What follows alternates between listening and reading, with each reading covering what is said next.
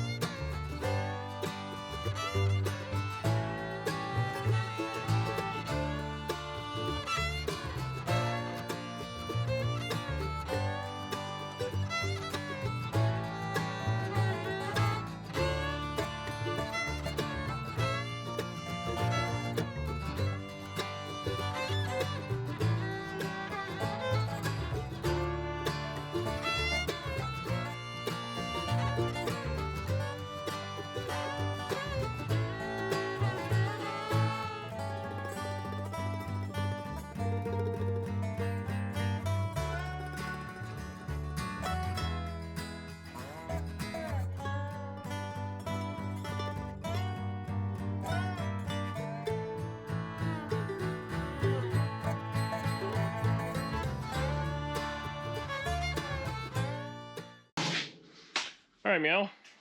So we got the master on. We have just a small amount of clearance, but we're good enough there. Big block, Tri-5.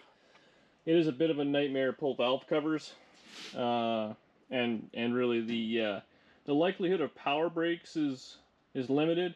I've seen guys that use like a Chevette master, or they actually, I think Dan Chuck or something, make cars maybe, makes a little bracket you bolt on and it moves the master up and over, but we're just using manual brakes. That's what I enjoy anyways. So we're doing that. We're going to go to our metering block. So I just welded 2 bolts to the inner fender to act as studs. So we're just going to have to do one of these to one of those with some sort of fanciness. And then our rear one out, the 2 fronts. So we're going to go kind of, I'll probably go just up around the fender and then down. And we just have to link up to the hydraulic hose. So, yeah, pretty simple stuff. You guys have seen before, but I use this Master Cool kit. I just love this thing. And I like this, what's it called? Nickel copper line, I think. It's just super, you can't kink it, easy to go.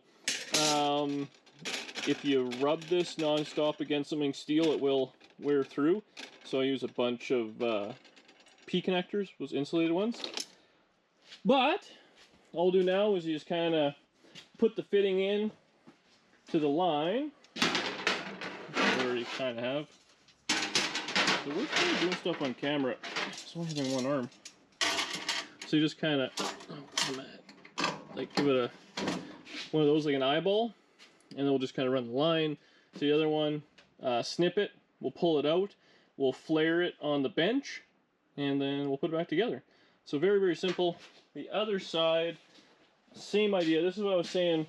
It's easy to do the brakes without the radiator and all the accessories on, because they'll probably do, you know, somewhere around there. And then we'll go across and get in. They'll just be able to anchor it down with some self-tappers, so life will be 1,000 times easier with no rad and all that stuff to get to. Yeah, brakes are simple. Alright, so we got the brakes test fit.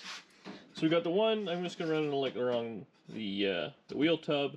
This one, I'm going to run actually down across the frame and under the control arm to get to the other side. Now everyone's blown me up in comments that the caliper's on the front. That's the way it's supposed to be. It's on the instructions. So that is a bit of a pain. You got to move everything to the front side. Which, I don't know, that's just kind of what I've done before on these things. It seems to work out just fine. Danny's out here. She's actually flaring these lines, so Queen ddspeedshop, check her out on YouTube. This one's actually not done yet. I just kind of test it. Look at that coil. All you guys who gave me attitude when not coiling can tell me how I coiled it wrong. But, so we'll pull that out. We'll get that flared. The back line, again, I'm missing just the one fitting, so I can kind of make the line, but I won't be able to flare it or nothing.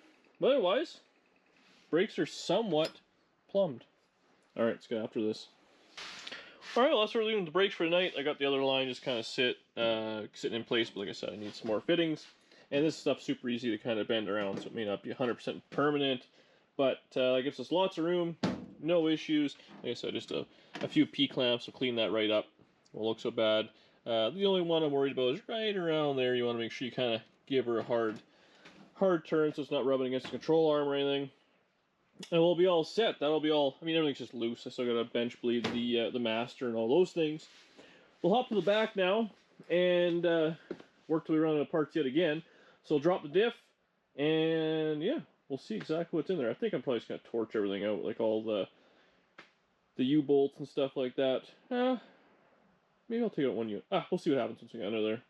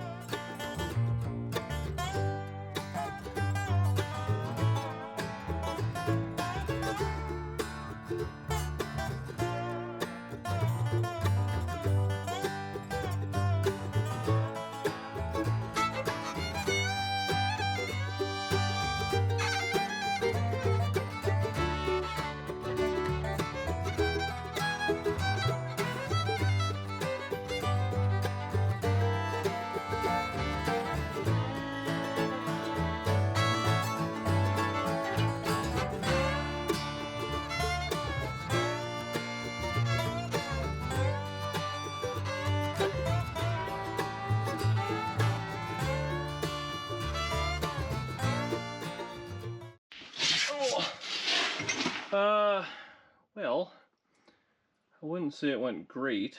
So, the shocks were welded on. I don't know where I have the end piece.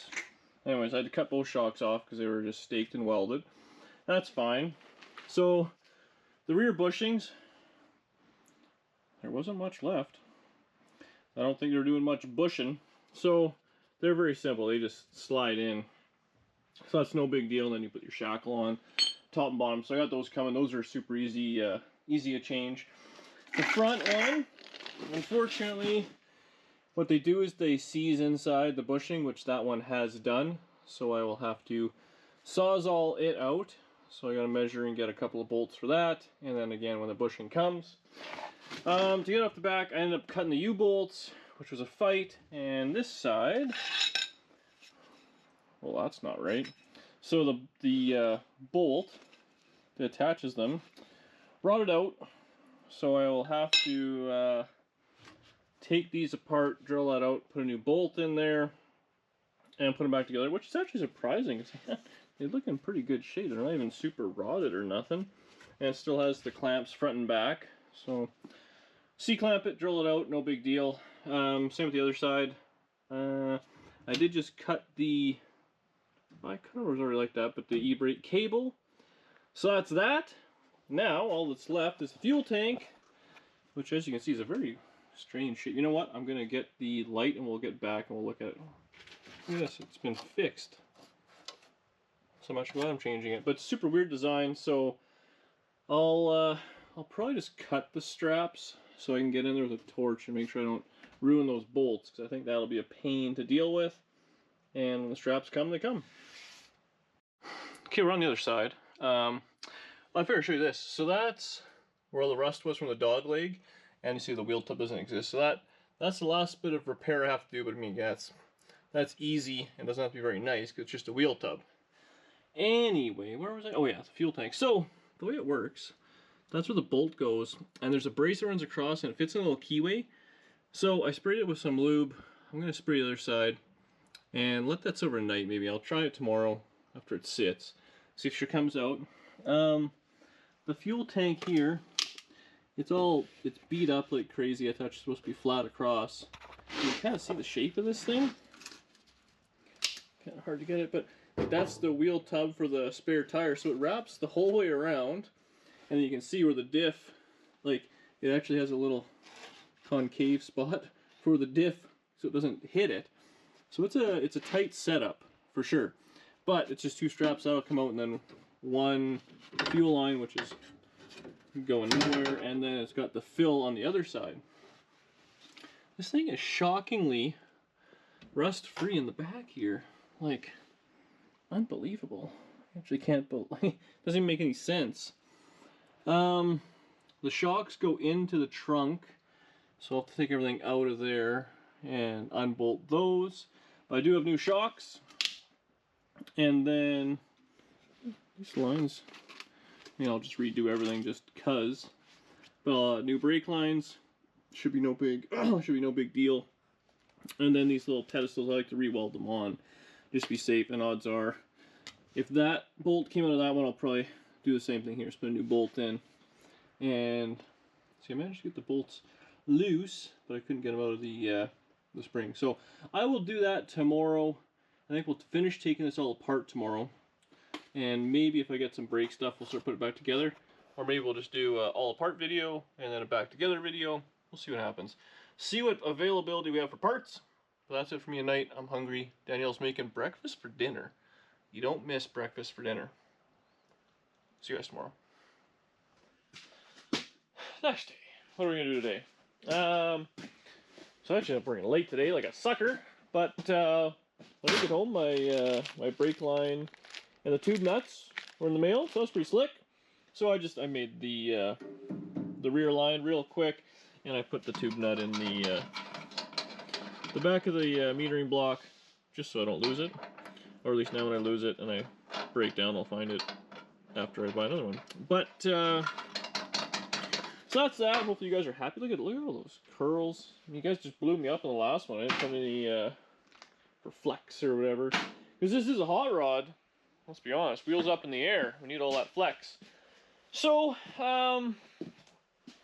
my straps didn't show up today, my bushings didn't show up today, so I'm kind of at a bit of a standstill there.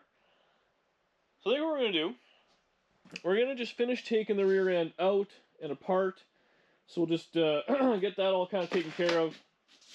And then I can decide what exactly I want to do. We'll finish off that video. I got to pull the shocks. It'll actually be a fair bit of work yet. Pull the tank, all that sort of stuff.